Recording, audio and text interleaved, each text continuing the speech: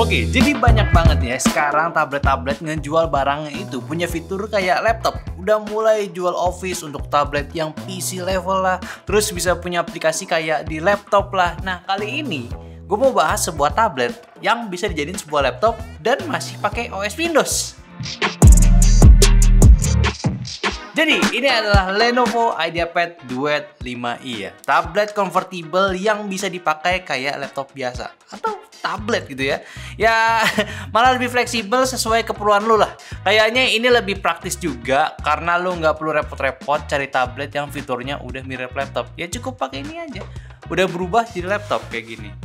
Nah, sekarang tablet itu kebanyakan dipakai buat apa sih? Apalagi kalau bukan buat kerja kan. Nah, sekarang gini, kalau gue pasang keyboardnya kayak tadi barusan, ini rasanya kalian nggak akan sadar kalau ini sebuah tablet ya. Kecuali gue kasih tahu dulu, ya kan? Ya, tapi ya ini dia keunggulan Lenovo IdeaPad Duet 5i yang udah mulai jarang ada di pasaran. Kebanyakan kayak gini tuh ya, adanya laptop yang cuma 2-in-1 yang bisa diputar 360 derajat.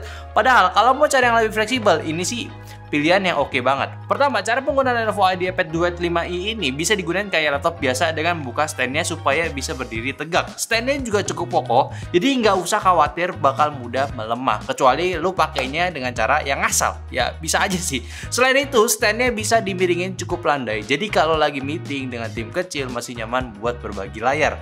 Kalau mau dipakai buat nonton, tinggal flip aja keyboardnya ke bawah dan keyboard ini udah dilengkapi sensor, jadi nggak akan kepencet secara nggak sengaja. Dan kalau dibalikin lagi, ya fungsinya bakal normal lagi. Atau copot aja keyboardnya kalau kalian ngerasa terganggu. Jelas, garda dasarnya ini pun ini memang tablet ya, dan koneksinya cuma pakai pogo pin aja dan magnet kuat. Jadi buat pemakaian kasual nggak gampang copot. Keyboardnya juga unik karena bisa berfungsi secara wireless dengan Bluetooth juga. Kalau baterainya habis tinggal balikin lagi ke laptopnya dan keyboardnya ini akan ngecas secara otomatis. Jadi memang sih kalau mau cari tablet yang super fleksibel, gua rasa sekarang udah waktunya yang tepat juga. Apalagi zaman sekarang tablet itu udah mulai mengutamakan efisiensi. Jadi memang selain performanya semakin baik, dari segi daya baterainya pun juga lebih awet. Kayak yang digunakan sama si IdeaPad ini menggunakan Intel Core i7 1355U untuk prosesornya yang udah cocok banget dengan fungsionalitasnya. Lalu sudah ada iGPU juga dari Intel yaitu Iris Xe Graphics yang udah baik buat di penggunaan kasual. RAM-nya 16GB, solder dual channel 24267 MB transfer per second dan SSD-nya 512GB yang jadinya ini sebenarnya sih tablet nggak perlu di-upgrade lagi. Udah cukup buat di kelasnya. Cuma gue nggak tahu sih upgradabilitas itu kayak gimana karena gue nggak biasa ngebuka back panel bentukan tablet kayak gini. Dan buat layarnya, IdeaPad ini juga berada di ukuran 12,4 inci standar tablet yang jelas ini sangat compact. Namun secara resolusi udah cukup tajam. WQXGA 2,5K 16:10 yang tepatnya di resolusi 2560x1600 pixel. Panel LTPS juga dengan pencahayaan 500 nits, coating glossy anti fingerprint. Untuk akurasi warna udah mencapai di 95% di CP3 dan sudah memiliki standar Dolby Vision dan juga TUV untuk low blue light punya. Secara fungsi dari performance dan layarnya sih udah termasuk standar yang cukup tinggi di ranah tablet. Kayak tadi gue bilang untuk dipakai Office ini nggak ada masalah dan beberapa aplikasi ringan sangat-sangat aman. Apalagi kalau dipakai buat entertainment, nonton movie marathon sih ini bagus. Speakernya juga stereo, standar Dolby Atmos juga. Ya udah nggak ada yang perlu dipusingin lagi. Ya ini juga udah dapat stylus ya di paketannya. Jadi kalau mau buat gambar-gambar ini bisa banget. Tapi yang gue sayangkan si Lenovo ini belum desain tempat untuk simpen stylus di tabletnya. Jadi ya perlu dijaga hati-hati aja biar nggak hilang. Untuk webcam dia ada dua, satu di depan dan di belakang ya. Mungkin buat foto-foto dokumen kali ya. Atau kalau sekedar nyamain kayak tablet biasanya aja karena memang umumnya pada punya dua kamera. Tapi setidaknya untuk webcamnya sendiri udah ready Windows Hello buat login lebih cepat sama lebih aman. Dan udah ready juga Windows Visual Style biar semakin profesional. Sekarang kita bahas singkat soal performance-nya biar tahu aja gimana kemampuan si Intelnya yang satu ini pada IdeaPad Duet 5i ya.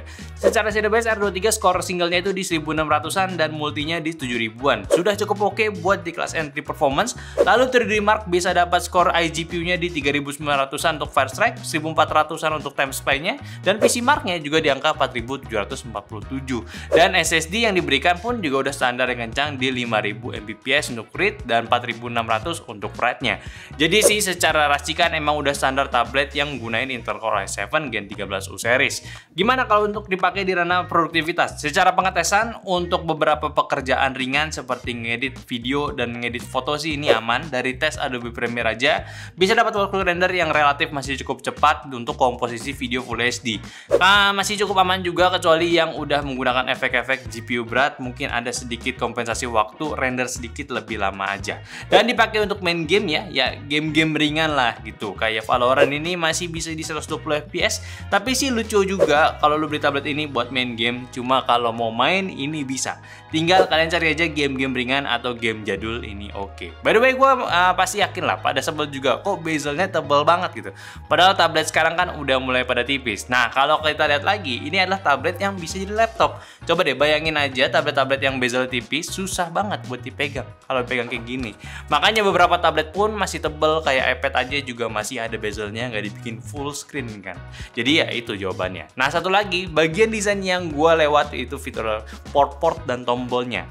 Ada tombol power sama volume di sisi sampingnya, dan di sisi satunya lagi dia itu ada dua port USB-C 3.2 Gen 1 yang bisa kalian gunakan untuk ngecas dan colok aksesoris lainnya. By the way ini tipis juga ya, ini tabletnya doang ukurannya segini, kurang lebih di 1 cm untuk ketebalannya. Sedangkan untuk di folio keyboardnya sendiri punya bobot di 350 gram. Masih cukup ringan juga, jadi total bobot tabletnya sendiri itu cuma di 1,2 kg aja, nggak ngeberatin.